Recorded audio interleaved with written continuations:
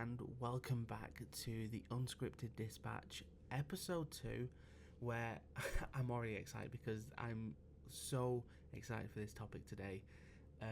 As I said in the first episode last week, that these topics are going to be varied. We're not going to be talking about the same thing, and I'm already kind of stepping away from the three main topics that I talked about in the first episode because I want to talk about it whilst it's still in people's minds, and that is Celebrity Traitors. Now, if you haven't watched it, there are going to be spoilers ahead with me talking about what's happened in the series, because obviously it has ended now, and playing some clips. So this is a spoiler warning. If you do not want to hear anything, if you haven't watched it yet, if you've lived under a rock, then please click off.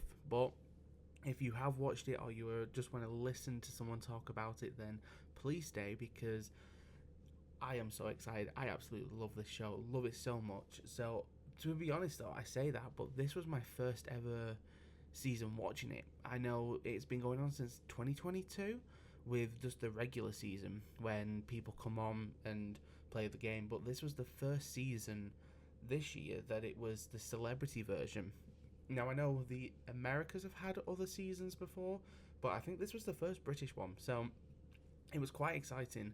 And one of my friends messaged me and was like, you need to watch this. And I'd seen clips on TikTok really before with things about certain clips of it, and it's like, you know what, I'm going to give it a watch. And then literally within an episode, I absolutely fell in love with the show. So let's get talking about it. Let's get let's get diving into this. So firstly, let's talk about this year's cast. Now, if I mispronounce any names, they won't see this podcast yet, so doesn't matter too much, but obviously I'll try my best, and I am sorry if anybody eventually does see this if I've mispronounced your name.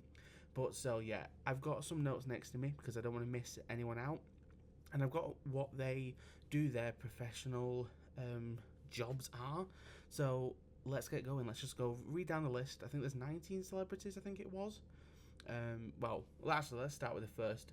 This massive special shout out to the host, Claudia Winkleman. She is just an absolute bloody icon with her presenting shows like Strictly Come Dancing so you kind of see she's got like a bubbly personality. She's talking with the celebrities on that, because that's obviously a celebrity show as well, and so you can have a perspective of it, and really that's all I've ever really seen her present before now. So going into the Traitors, it was a completely different side to her that I was seeing for the first time, and she was so fantastic at it with her her fringe, the iconic fringe that no one's ever going to forget, and the way that she talks to celebrities, and over this season how she broke character quite a bit with like Alan Carr and other celebrities, and you can see her giggle or when she's getting shocked and jumped and all that, and it's just so funny to see. So she's an absolute fantastic choice for hosting this show, and I can't wait to see next year, because it's already been approved for a Celebrity Traitors season 2. It's already coming out next year, which is just fantastic because I can't wait for that. But anyway, back to the cast. So this year's cast, starting off with Paloma Faith, who's obviously a singer, Nico Amalana, who is a YouTuber, Tom Daly is a former Olympic diver, Tamika Epson, who's obviously a EastEnders actress and comedian. You've got Ruth Codd, who I was first introduced through this show, and she's an actress and she's absolute iconic, just such a queen of the snapback and the clapback to her biggest rival in the show was Jonathan Ross, and you could see that she would call him out so much, and it was really, really fun to watch her just go, hang on, no, you said this, and he'd be like, I never said that, and she's like, yes, you did. So watching her just absolutely take no bullshit was amazing this season. Claire Baldwin, who we see as a television presenter a lot of the Olympics. I've seen her from anyway. Charlotte Church, a singer and television presenter. Mark Bonner, the stage actor and screen actor, and Scottish angry man, the amount he slapped that table, I'm surprised there's not a mark-shaped dent in that table. He absolutely threw himself into this season and got so what's the word, like, behind it and so invested in it. That's what I'm looking at, invested in it. And you could really tell that when they didn't find a traitor and they voted off and banished the faithful, his reactions, which ultimately led to his own banishment, was so over the top, and it was just absolutely incredible. You got Joe Wilkinson, a comedian actor, and I said actress then. Stephen Fry, he doesn't need any introduction, British legend. Um, Jonathan Ross, who's obviously talk show host Lucy Beaumont, who is a comedian. Oh, the Queen herself, Celia Imrie, stage and screen actress. Oh, she this season she brought so many good and funny moments, really, that we will be talking about later on. But just to see her on screen and take part in a show like this, it was just incredible to see. Kate Garraway, my God, she gave she gave herself so many twists and turns, and it was just incredible to see. Kat Burns, Joan Marler. Oh, sorry, Kat Burns, the singer-songwriter, who's, if you've not listened to her music, please do. She's absolutely incredible. Her voice is just amazing. So make sure to go check her out. Joe Marler, the former England rugby player. David Osteloga, the historian filmmaker. Nick Mohammed, actor and comedian. And then at the end, the king himself, Alan Carr. Now, this season was packed with so many big, bold personalities like Stephen Fry, Jonathan Ross, Alan Carr. So quite a few big personalities in this cast. So at the beginning, we see the traitors. Well, we don't. We see just the cast come in at first. They're around the round table, and Claudia is having them masked up. They put blindfolds on, and she's walking around, and she picks who she wants to be the traitors. Now, at first, we don't know who they're going to be. So we're finding out at the same time the celebrities are finding out. And it was incredible because at first I thought, aren't they going to hear when Claudia stops and then picks a traitor? But no, she would walk around. Apparently she walked around once and then she walked around again, and she changed how she stepped when she reached the person she was going to pick as a traitor. So eventually we find out that the three traitors are Alan Carr, Kat Burns, and Jonathan Ross. Now, we don't find out, the traitors don't know until they meet that evening on that the first episode. And at first it's Jonathan Ross and Kat Burns. They walk into the castle turret and they have the cloaks on, and when they take the cloak off they see each other, and obviously they react very happy that they've kind of got two very balancing acts together. So that was really good to see. And at first they thought it was just those two, and then the door opens again and someone else walks in, and he's cloaked. Well, they are cloaked, they don't know who it is. And then he takes his hood off, and it's Alan Carr. And the three of them absolutely break down laughing because Alan Carr is such a... Well, we've firstly seen him as such the funny man, and everyone really had the opinion that he was going to be an awful traitor. He himself said he was going to be the Linda of traitors. So we started off with that opinion of him. And then Claudia throws a huge curveball to the traitors that the first kill that they have to do is in plain sight, in front of other people, in front of other cast members. Now, the other 16 cast members are faithfuls, and the faithfuls' jobs are to banish the traitors. So they're all just milling around going, oh, who do you think is the traitor? Who do you think is the traitor? And literally within this first episode, they're already going, that person is acting a bit funny. And that person, when they took the blindfold off, they overreact. Like Claire was saying that Kate overreacted to the word faithful, and that immediately put suspicion on Kate. And so this murder in plain sight thing was very kind of nerve-wracking probably for the traitors, because they had to take out someone on the very first day in plain sight. So what eventually happens is, I think it's like a lily that's got this poison dust on, and Alan Carr is the one to kill Paloma Faith, his best friend outside of this television show, someone he knows so well, and he had to kill her. And Alan Carr was not great afterwards, because he went up to Kat and went, I've done it. out loud, and loads of people probably heard it. And Kat was like, "Oh my god, Alan, you need to shut up. You need to quiet down. People are going to start listening and hearing." And it was, and then the morning after. So what happens in the morning of the episode is the celebrities all come to breakfast in different cars, so they don't know who survived the night, who died, and then everybody comes in, and the traitors are like, hmm? Obviously they do like the little talk bit to the camera separate, and they're like, well, I did kill her. So I was like, oh, Paloma. And it's like, you see them kind of look at each other like, oh, maybe she's not died. But it's a turn again where it's a slow poison, and it kills her eventually in episode 2. And that was kind of like a kind of sad episode, really, because 3 celebrities were put in the box that the traitors picked to put in the box.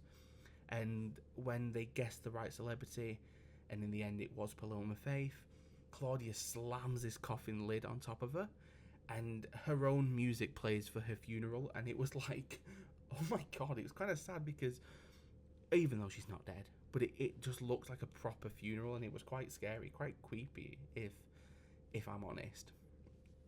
But after Paloma's eventual sad death, episode 3 comes around, and we already start to see fractures in the group where these opinions start pulling up, where Mark's accusing Tamika and Joe Marler, who was the ultimate faithful, we have to say, because right from the get-go, he was like, there's a big dog theory. Claudia has clearly picked 2 massive personalities, one to lead the faithfuls, one to lead the traitors. And he immediately got who that was.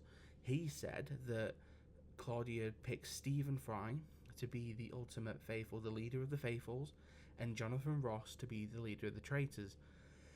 But what seemed to happen was that he couldn't seem to convince many people that that was the case. And I remember one episode, I can't remember which one it was, but it nearly was every single person voted for someone different. And in the end, someone was banished based on the fact that only 2-3 people had voted for them, because the rest of the group voted for someone else. So it was really hard. It was fun to see, because obviously from the get-go I wanted Alan Carr to win, because I just love him. I think he's amazing. I think he is a great talk show host, and even on Chatty Man, his home renovation show with Amanda Holden, they're just so funny together. So to see Alan Carr as a traitor, it just made it an absolute brilliant setup, and that's who I was rooting for from day one. So it was fun to see the faithfuls absolutely screw themselves over, because it wasn't until episode 7 that Jonathan Ross, the first traitor, was voted off. And it's 2 episodes a week, so many weeks in, it only got to episode 7 when one was eventually voted off. There's only 9 episodes in the bloody show. So to see so many faithfuls get killed by the traitors and then banished by the faithfuls, it was it felt like a quick season, because it felt like each week the possibility of a traitor win was getting really, really big. So when it came to episode 7 and Jonathan Ross was eventually banished by the faithfuls, it was quite a backstabby episode, because it started off with Jonathan Ross really saying that, well, we haven't really talked about Alan and Kat, and it was like, oh my god, he's instantly throwing under his traitors here. And then in the car, it was with Joe Marler and I think Celia Imrie, or it was Kate, and they were like, oh no, we haven't really spoke about them. But so in the episode, it was like, has he really just done that to his to his fellow traitors? And eventually, obviously, at the end of the episode, Kat and Alan turned on Jonathan the traitor, the leader of the traitors, if in Joe Marler's eyes, and he was voted off, which was sad, because it was like, oh no, that's a kink in the armor for the traitors, and obviously it was a great victory for the faithful. But his speech at the end is what got people talking, And what later Joe Marler said was an absolute...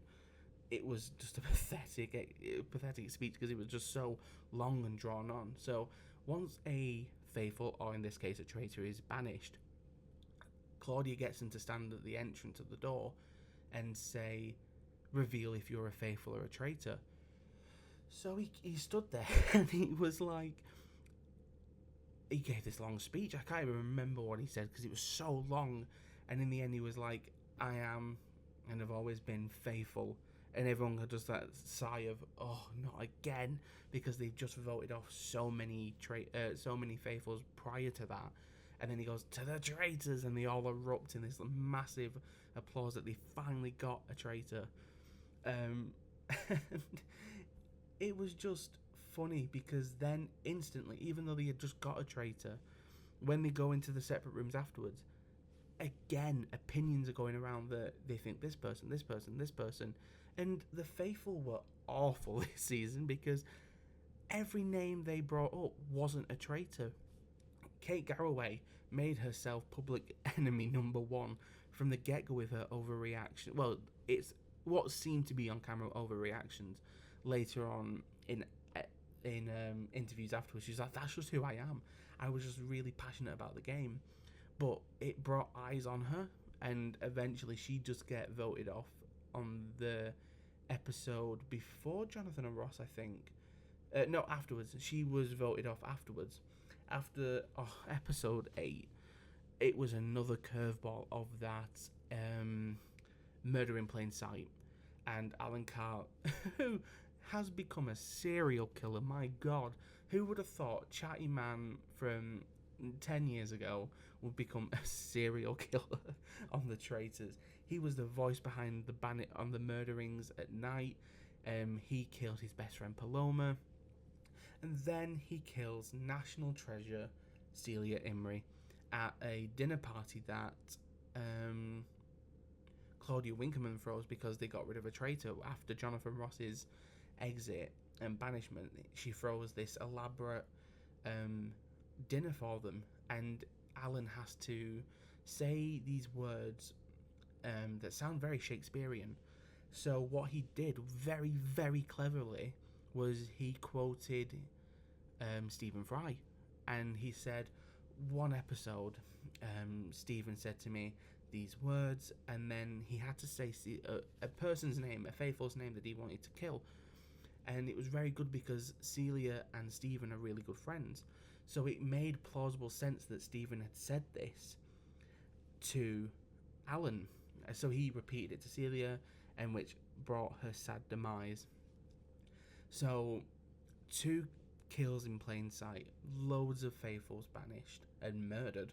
It got to see episode 9, the final episode of this season. You have to take a breath because it was such a tense episode. It started off, well, actually, episode 8 ended with Claudia asking the faithfuls, quote unquote, the 2 traitors, because Kat and Alan were still in it at this point, to say, I am a faithful. So she starts at one end with David, I think it was. Like it was David, Nick, Kat, Alan, and Joe. And so she asked them to just say the simple words, I'm a faithful. The group did it, apart from Alan, who literally started off as and then just burst out laughing. He said it was because he was nervous, but the group, David, Nick, and Joe, all go, I'm not buying it. And then after that, you could see in the episode, Joe, Nick, and David come together and say, it's Alan and Kat, we need to go for them, we need to get them so we can win this. Episode 9 starts at a very tense moment for the audience because we're like, oh my God, the traitors are gonna lose and the faithfuls are gonna win. And that isn't the case. That wasn't the case.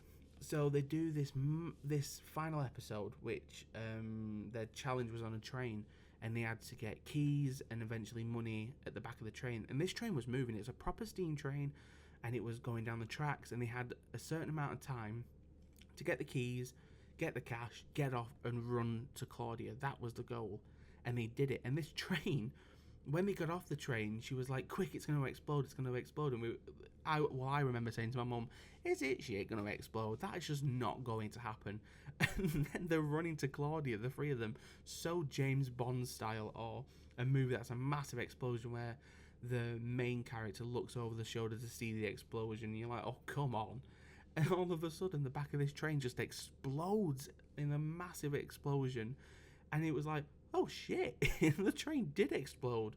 Obviously, they weren't going to kill any celebrities for real. But it was like, oh shit, actually, hold on. And then the conversation between me and my mum was like, what the hell is the budget for this show? They've got this massive castle. They've obviously paid the celebrities to be there. And like the train, hiring the train alone and then exploding the train and all of it was like, they really haven't put a budget to this show, and you can tell because it's just flawless. It was so incredible, and especially this final episode. So after the final task, the challenge that the faithfuls, quote unquote, had to do, it was the first round table, and sadly, Kat Burns, the queen herself, was banished. Now, the banishment of Kat, though, caused a stir because when Joe Marler was the final voice of who was going to be banished, because Nick and David voted for Kat, Alan voted for David, Kat had voted for David, so it was 2-2. And earlier in the episode, we saw Kat, Alan, and Joe sit down, and Joe was like, I'm going to side with you, and we'll vote David. David is a traitor. Joe didn't think this, but he thought if he stuck with the traitors, there was a chance he wasn't going to get banished. So the three of them agreed that they were going to vote for David. Kat and Alan did, and obviously Nick and David voted for Kat. So this tie-breaking vote was cast, and Joe turns around. Alan and Kat kind of got a little bit of a smile on them because their plan is coming to life. They're going to get it done. And Joe turns around and goes, Kat. I vote Kat. Alan and Kat's face drop. And Joe goes, I'm sorry, Kat, but I'm voting you. And it was like, oh my god. So Kat's banished, but she doesn't actually say whether she's a traitor or not, because the final few banishments, they don't say whether they're a traitor or a faithful like they had done throughout the episode. So the four men then sat down and it's like, shit. It's Alan Carr and nothing here. Alan Carr has got to pull off an absolute stormer and win. Well, because I wanted the traitors to win. And you really thought with three faithfuls left, there was no chance he was going to win. And they didn't have a discussion. They didn't have a round table, but they went in, the four of them, and it was the tense moment of the last episode. So the four of them have to vote who they think was a traitor. And Alan Carr is the first one to vote, and he voted Joe because he was like, me, Kat, and him had an agreement to vote David off, and he voted Kat, and I think he's a traitor because that's very traitorous, which is fair enough. Joe then obviously votes for Alan because Joe has had the suspicions of Alan and Kat before, so he's gone with his voice. And then so it gets to David and Nick, and then David all of a sudden goes, every time my name has come up at round tables, it's been you, Joe, that's been spearheading the fact my name is a traitor, so I vote you. So instantly it's 2-1 now. And it was like, oh my god, is it going to be a tie? Which we had seen before. The first tie was between Mark and David, to the point where 2 round tables, and both got the same amount of votes, where they had to then open a little chest, and if it had a shield in, you were safe, and if it didn't, you were banished. And David got that shield, and Mark was banished. And so we were like, are we going to have another repeat on the first season of Celebrity Traitors UK? Are we going to have another tiebreaker? No. Nick starts talking, and he was like, I think you're incredible, and I vote Joe. Oh my god. Joe's face dropped. No one could believe that Nick and Joe had been kind of partnered with each other for the last couple episodes that we'd seen, that they were the ultimate faithfuls and they were having suspicions. And Nick said the way that you said bye to Kat goodbye to Kat, and it just made me think you're a traitor. And Joe's banished. And it was like, oh my god. So you've got 2 faithfuls now and 1 traitor left. Now, to get to this point in the voting, they had a little green bag or a little red bag. When they threw it in before they voted the 4 men left, they all threw in red that they wanted to banish another person. And ultimately, it was Joe that was banished. And then, so Claudia asked again, do you want to continue the game and banish someone else, or end the game and win the game? So all 3 men, Alan, Nick and David, threw in the green bag. And that was it. The game was over. So we as an audience knew that Alan Carr had won, because if there was a traitor left, the traitor takes everything. But if it was all 3 faithfuls, they'd split the money for charity. So Alan Carr threw his green bag in and said, I don't think there's any more traitors left. I think Joe was the final traitor. David throws his in and goes, I never believed Alan was a traitor, so I don't think there's any traitors left. Nick does the same, and the game's over. And it's like, oh my god, Alan just pulled off going from what people thought would be the worst traitor in the game to a fucking legend now. And then Claudia asks for the final time to reveal if they're a faithful or a traitor. David goes first. I am and have always been a faithful. Nick, I have always been from the start a faithful. And then she goes, Alan, please reveal if you're a traitor or a faithful. And he goes, I am and have always been from the start a traitor. The gasps. David was like, oh my god. Nick was like, oh fuck. Oh what? And we see this moment when Alan Carr breaks down with the burden of being a traitor and everything like that, and they all go over, and then Claudia asked to reveal who was the other traitors, and it was Kat and Jonathan, and they were like, oh my god, not even Joe? And Alan was like, no. And that was it. Alan had won £87,500 for charity, and the charity that he picked was a children's cancer charity. So an amazing win and an amazing amount of money for such an important charity. But it was such a gag ending episode where you were like, at the beginning you thought honestly that was it. The faithfuls have won this, to the ultimate complete turn of tables where Alan Carr became this victorious traitor. So it was incredible to see. And then afterwards you see Nick and Kat talk. No, we don't. We see Joe and Kat talking, and he was like, I don't want to ask, but I have to. And Kat was like, I have been and have always been a traitor. And Joe was like, I have words I want to say, but can't. And then you see Nick and David come out, and they were like, oh, Joe. And he turns around and goes, you better drink your drinks at the top of the step. Because he didn't want to speak to them. Obviously, afterwards, in Uncloaked, we see them all talking, and it's just a fantastic end to the series. And I don't really think you could have asked for a better start to a series.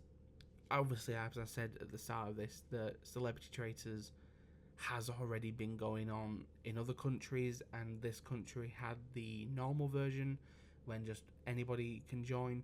But this first season, it was just fantastic. No notes, absolutely superb.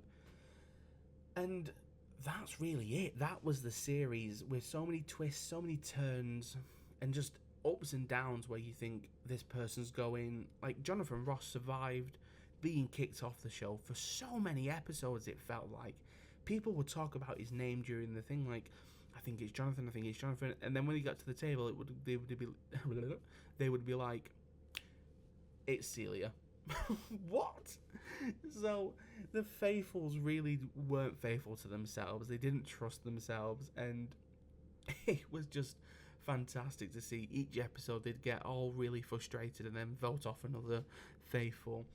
But that was a season, and what an incredible season. So after talking about that and the show itself, I do have a few clips that I want to play of my favourite bits, and this season has had so many, and Jonathan Ross himself has said that the BBC didn't include all of the best bits because obviously they had to keep the show within a certain amount of time, but there was so many. He said it himself that Alan Carr had so many more amazing parts, but just couldn't fit everything in. So, which is a shame because we would, as an audience, love to see those extra outtakes that they didn't put in. But I've got a couple of clips that I'm going to be showing, but they're going to be audio, so you're going to be hearing because I think they are incredible moments. So obviously you have to start off with this one, and it's the Queen herself, Celia Imrie. I'm just going to play it. Experience in history. What just happened? I just farted, Claudia. I'm so sorry. Celia. I'm so sorry. It's nerves, but I always own up. I know. I always own up to. Nothing can top that, I swear, because it's just incredible. At first you thought, well, I certainly did when I was sat watching it with my mum, and we were like, wait, what was that? So we had to rewind it and watch it again, and it was like national treasure, Celia Imrie farting on live, well, not live television, but on national television. And the media storm was instant. I looked on TikTok literally just after the episode. Someone made a TikTok account of Celia Imrie farting, and all of it is just posted in the same video. But but the next clip is Celia again, once again. 3 of my main clips are of Celia because she just had so many amazing moments. And I'm thinking of a moment now that I haven't got a video of, and it's the start of the wailing Banshee episode, and they go down, 2 teams are split, one goes down to the well, and she's like, what's in the well, and then she just goes, you put the pussy in. And the group just break down crying. She was like, well, everyone was thinking it, so I thought I'd just say it. And then was like, nobody was thinking that, Celia. But this moment in particular, at that same episode, she had so many great moments in this episode, and it's out of her shrieking at the well. So what they had to do was imitate a banshee down this water well, where the other team at the castle would listen through the water, and then pick out the sound that they were imitating. And this one just captured so many hearts and minds of her.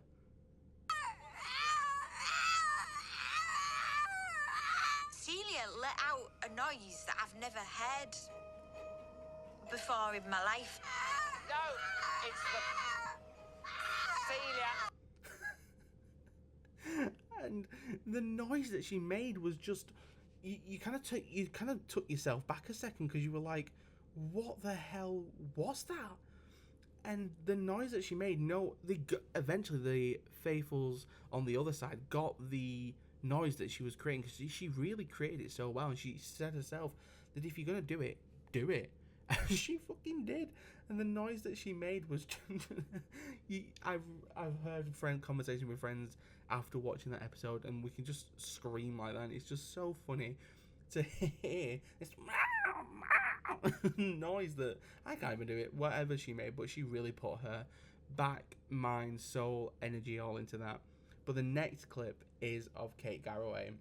Now, this was on episode 2, so literally very, very beginning, and this clip eventually got her quite a few votes to be banished because people thought that she was overcompensating, overreacting.